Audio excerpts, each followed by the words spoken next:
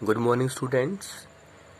This is History, Class 10, Chapter 3rd, The Making of a Global World, and this is our 6th lecture, 6th class on this chapter. अब तक हमने देखा कि प्रथम विश्व युद्ध अगस्त 1914 में शुरू हुआ, वो 4 साल तक चला और वो फर्स्ट मॉडर्न इंडस्ट्रियल वॉर का नाम उसको दिया गया, क्योंकि दुनिया के जो इंडस्ट्रियल कंट्रीज थे उन्होंने इसमें बढ़ चढ़कर भाग लिया और जिनमें ब्रिटेन भी मुख्य था। प्रथम विश्व युद्ध में एक तरफ तो मित्र राष्ट्र थे, दूसरी तरफ सेंट्रल पावर्स थे। इस युद्ध में भारी जान माल की हानि हुई।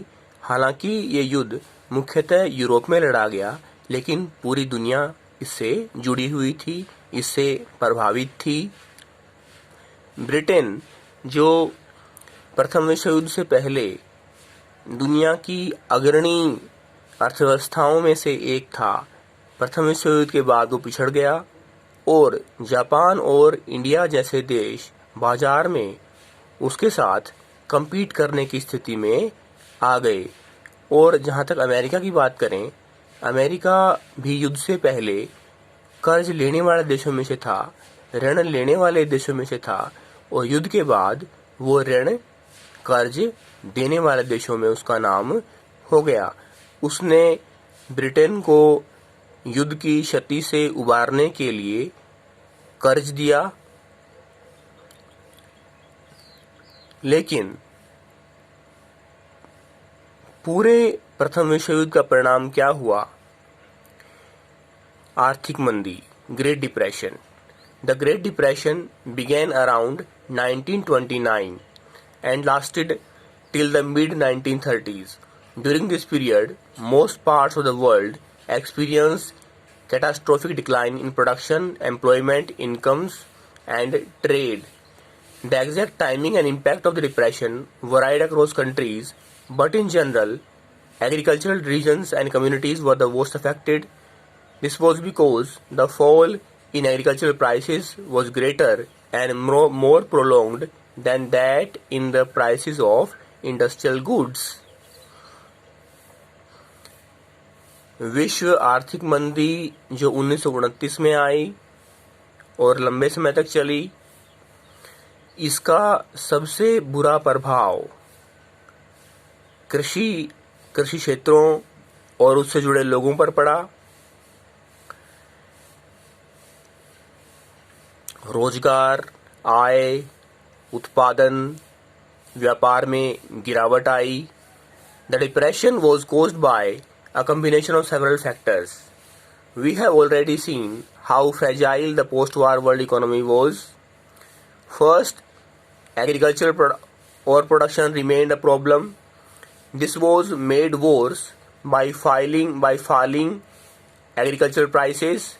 As prices slumped and agricultural incomes declined, farmers tried to expand production and bring a large volume of produce to the market to maintain the overall income. This worsened the glut in the market, pushing down prices even further. Farm produce rooted for lack of buyers.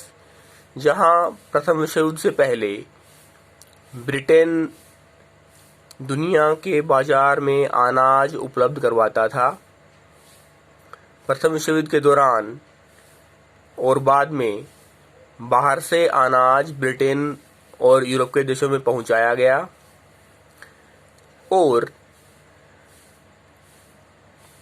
जब कृषि उत्पादन ज़्यादा हो जाता है, कृषि उत्पादों के दाम गिर जाते हैं, तो कृषि पर बुरा प्रभाव पड़ता है। किसानों की आय कम हो जाती है और वो अपनी आय को सुधारने के लिए अधिक उत्पादन करते हैं और उससे फिर उस कृषि उत्पादों के दाम फिर से गिर जाते हैं और अनाज को खरीदने वाले नहीं रहते।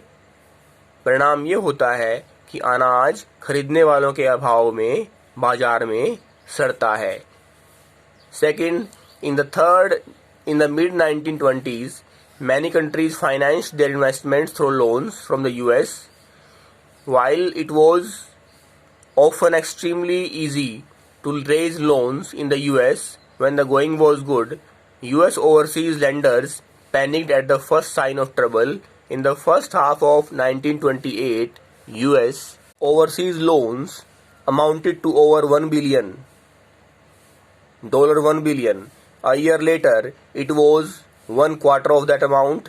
Countries that depended crucially on US loans now faced an acute crisis.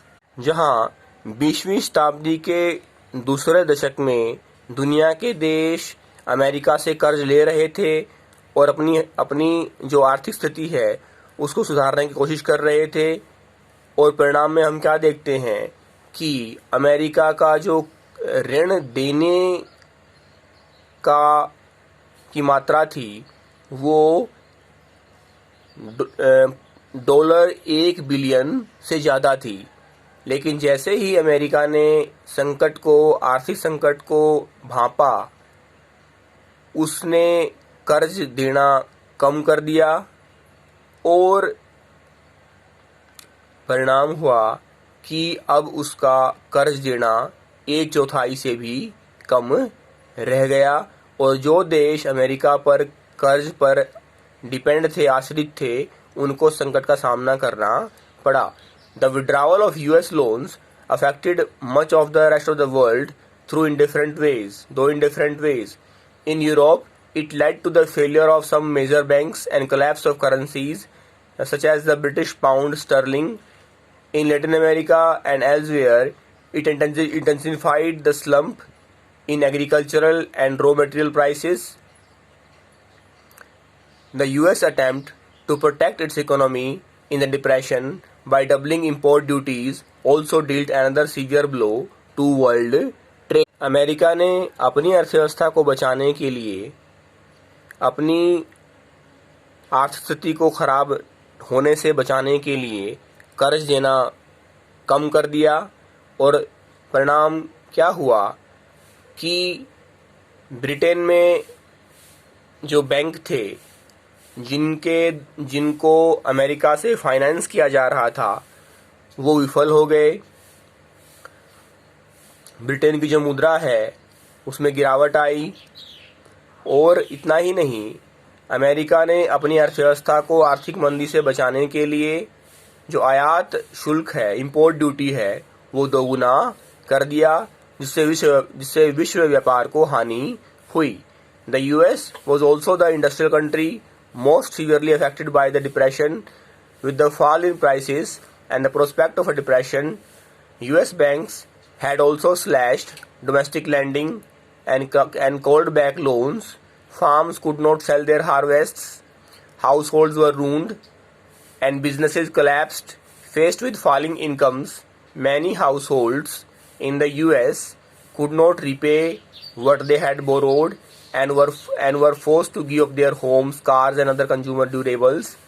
The consumerist prosperity of the 1920s now disappeared in a puff of dust. As unemployment soared, people trudged long distances looking for any work they could find. Ultimately, the US banking system itself collapsed, unable to recover investments, collect loans, and repay depositors. Thousands of banks went bankrupt and were forced to close. The numbers are phenomenal. By 1933, over 4,000 banks had closed, and between 1929 to 1932, about 110,000 companies had collapsed. विश्व आर्थिक मंदी के प्रभाव से America जैसा आर्थिक देश, औद्योगिक देश भी अछूता नहीं रहा। उसने आर्थिक मंदी के संकट से खुद को बचाने के लिए घरेलू कर्ज देना भी, उधार देना भी बंद कर दिया। परिणाम हुआ, खेतों में किसान फसल नहीं बेच पाए, व्यवसाय में बिजनेस में गिरावट आई, और जो कंज्यूमरिस्ट इकोनॉमी, कंज्यूमरिस्ट प्रोस्पेरिटी जो डेवलप हो रही थी, जो हेनरी फोर्ड ने अपना उस वस्तुओं का उत्पादन दोगुना चौगुना किया था और लोगों ने रेफ्रिजरेटर, फ्रिज, रेडियो जैसी चीज़ें इंस्टॉलमेंट पर खरीदी थी, वो अब ढह गई। बेरोजगारी बढ़ी, लोग काम की तलाश में इधर उधर गए और यूएस बैंकिंग सिस्टम भी ढह गया,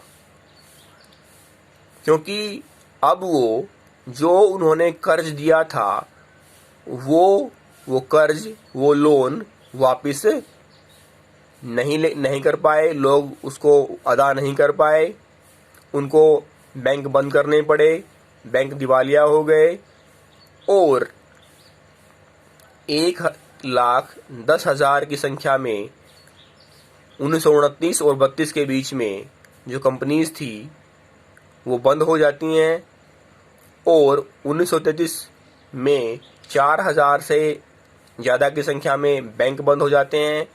bye 1935 a modest economic recovery was underway in most industrial countries, but the Great Depression's wider effects on society, politics, and international relations and on people's minds proved more enduring. 1935 तक आते आते आर्थिक सुधार, आर्थिक recovery औद्योगिक देशों में शुरू हुई, लेकिन जो विश्व आर्थिक मंदी 1939 में आई, उसका समाज, राजनीति, अंतर्राष्ट्रीय संबंध पर गहरा असर पड़ा।